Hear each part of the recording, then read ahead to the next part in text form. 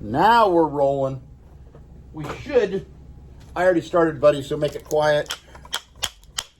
When I go like that, I did not realize that clapping sound is just so that you can cue up the audio on it.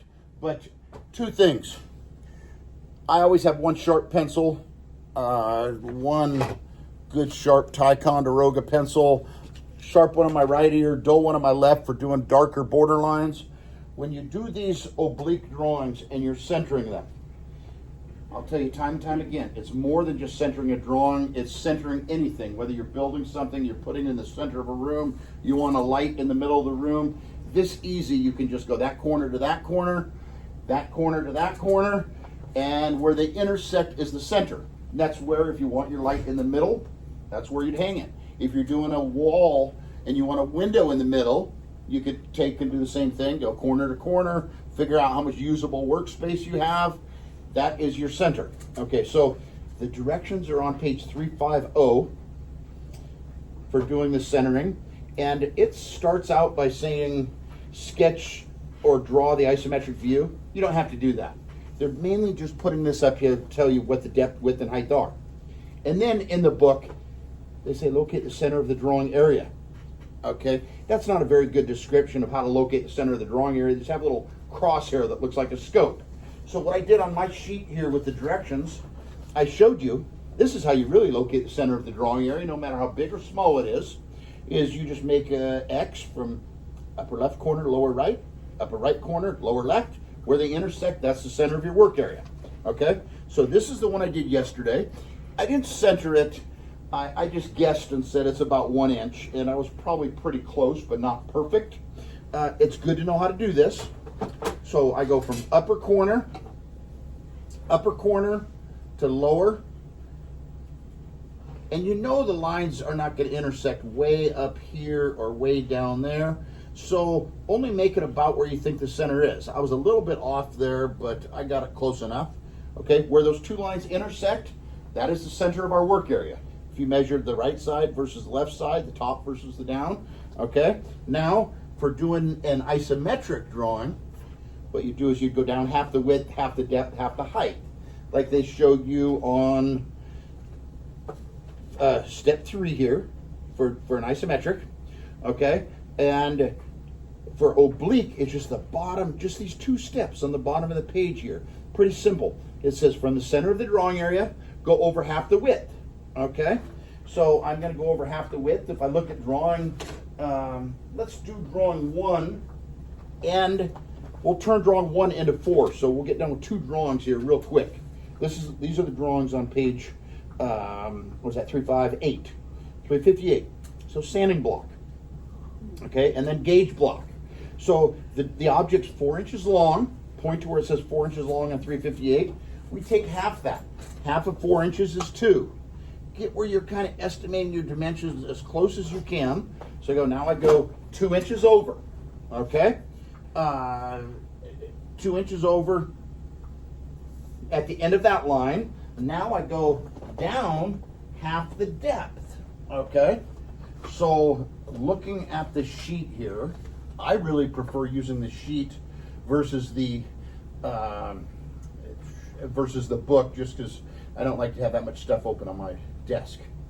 Half the width and then half the depth, the angle of the oblique, which is usually 30 degrees.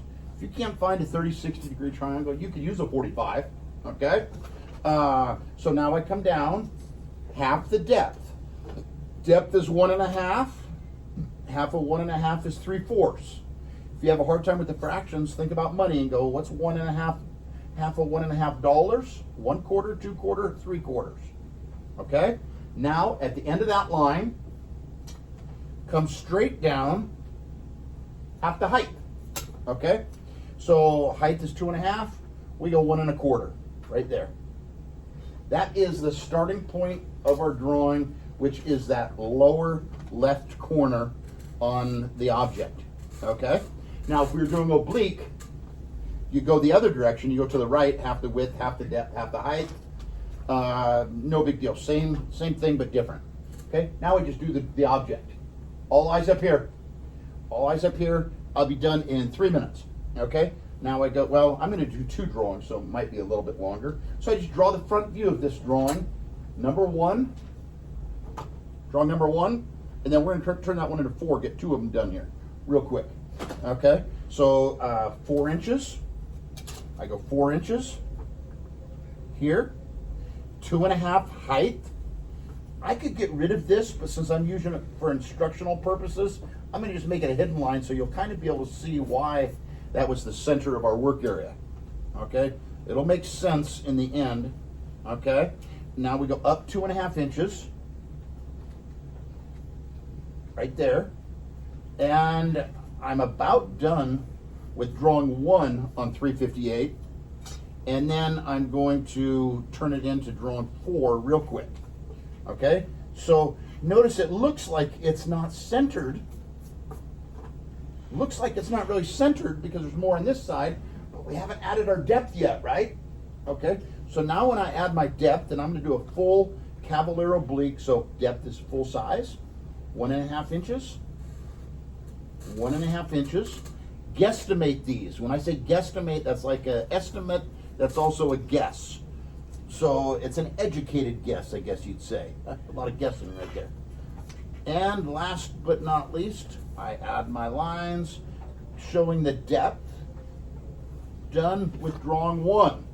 Okay, so now check it out. If I were to measure the distance between the top of the object in my work area, I got 1 inch there. Well, I get really, it's about 7/8 there, and I got 7/8 there. Over here on the side, I got 1.5. Over here on the side, I got 1.5. Okay, so drawing number 1, check. Okay, now to turn this into drawing number 4, I just add the basically turning it like a doorstop. The dimension they use, they're saying that's 3 1/4 inches over, so that would mean they're giving us 3/4 of an inch here at the top, and 2.5 total height, and they're taking off 3/4 here to make it like a wedge shape. Okay, so check this out. All eyes up here. This is really, right now, this is really like a three view drawing still, right? But it's all in one. Okay, because this is still like the front view, this is still like the side view, and this is still like the top view. Okay, so that's for drawing 1. And now when I convert this to drawing 4, I just add a line going here, I add a line going up here. Now do you see how this is still like the side view? And if you catch that page numbers, 358, we're done with drawing 1 and 4. Am I missing a couple lines? I think so. Right here to here, to turn that into 4. That one looks a lot like drawing our very first drawing we did, but now we're doing it in oblique. Okay, and to make it kind of show that I did do both drawings, I'm gonna make those hidden lines. I had a student yesterday, Andrew broke the record of the most drawings in one day. I just did 2 of them there for you. He got done with 11. Okay, so you should be able to get done with 2 pretty easy. You look at this, still a front view, still a side view. If you want to do any shading or get artsy at all, you sure can. Okay, I'm going to stop right there